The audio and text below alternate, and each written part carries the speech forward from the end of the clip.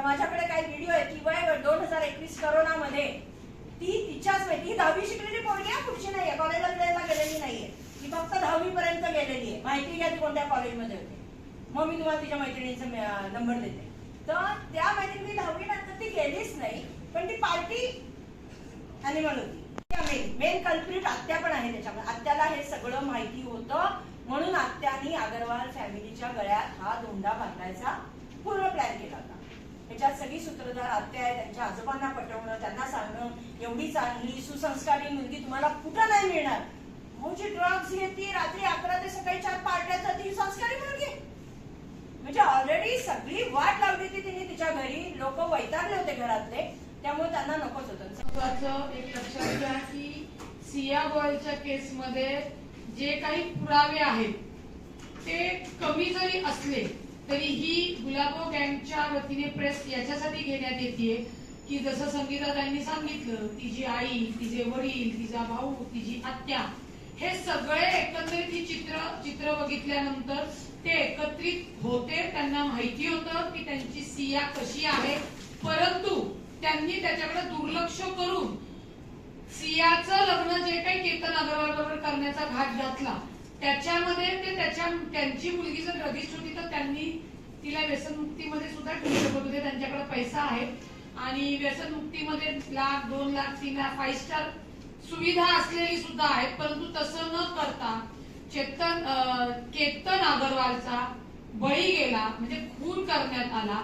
आणि जसा पहिला फोटो त्यांनी दाखवला की तो तिचा बॉयफ्रेंड दुसरा जो चेतन भाऊ आणि ते एकत्रित आहे, याच्यामध्ये सेक्शन 34च्या अंडरमध्ये या सगळ्यांना घेतलं पाहिजे.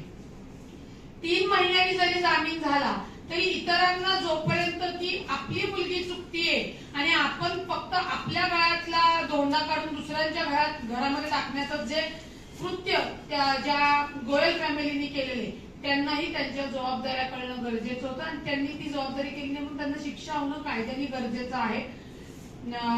ताईंनी सांगितलं की ती सिया म्हणली की 3 महिन्यात, एवढंही सोपं नाहीये लगेच सुटणं. पण ठीक आहे की आपण डॉक्टर बाबासाहेब आंबेडकरांच्या कायद्यानुसार संविधानानुसार चालतो म्हणल्यानंतर तिला जी काय संधी, ती जे काय बोलतीये ती नशेच्या इन्फ्लुएन्स मध्ये असल्यामुळे तिला तो कॉन्फिडन्स वगैरे आहे. आमची ग्रामीण जे डील त्यांच्याकडेच आहे, ग्रामीण डील साहेब जे आहे त्यांना विनंती की सेक्शन 34 मध्ये हे जे काही घरातले इन्व्हॉल्व आहेत, तिची आत्या आहे, वडील आहेत, तिचा भाऊ की जो पहिल्यांदा म्हणला की मला चेतन कोणी माहिती नाही. चेतन जर तुझा मित्र आहे तर त्या भावाला माहितीच असणार आहे की तिचा अफेअर आपल्या बहिणीसोबत आहे. ऍटलिस्ट त्या केतनला तरी वाचवायचा होता. म्हणजे पैशासाठी, खोट्या प्रतिष्ठेसाठी, मान याच्यासाठी आम्ही जेव्हा महिलांना त्रास होतो म्हणून लढतो, रस्त्यावर आवाज उठवतो. आता एका पुरुषाला न्याय पाहिजे, मग आम्ही त्याच महिला आहोत की तोच न्याय त्या केतनला मिळण्यासाठी आम्ही सर्व महिला रस्त्यावर उतरणार आहोत. कारण का अशा कृत्यांना आपल्याला माफी देऊन चालणार नाही. सर्टिफिकेट्स वगैरे त्याला मिळतात आणि ती पोलीस सुद्धा यंत्रणेच्या माध्यमातून मला तुमच्या मोबाईलवर पण पाठवते. 2021 करोनाच्या काळामध्ये तिच्या 3-4 मैत्रिणी होत्या. त्यांच्या बॉयफ्रेंडला ती घेऊन कुठे लॉजवर कुठे कुठे फिरायला गेली. ते जेव्हा मैत्रिणीने कळालं तेव्हा त्या 3 चौघींनी तिला बोलवलं एका ठिकाणी आणि मारलंय, तिला माफी मागायला लावलेली आहे. तर त्याच्यातले बरेच व्हिडिओ, म्हणजे 2021 पासून ती काय संस्काराची होती हे तुम्हाला कळेल. त्याच्यानंतर त्यांच्या बोलण्यानंतर वाटलं की मॅडम खूप सारे पुरावे आमच्याकडे आलेले आहेत. आता ते काय आहेत माहिती नाही, पण हा दवाखान्याचा पुरावा निश्चित त्यांना भेटलेला आहे. कारण का स्वतः केतन अग्रवालच्या घरीही तो पुरावा आहे, पण तो मला मिळू शकला नाहीये. एका मुलीच्या म्हणजे भविष्यावर. पण अशा मुलीच्या भविष्याचा का विचार करावा की आपल्या मुलाला तिने दरीत ढकलून दिलंय. म्हणजे तो माणूस आजही बापाचा रोल करतोय की हे मी तुम्हाला दिलं तर काय होईल.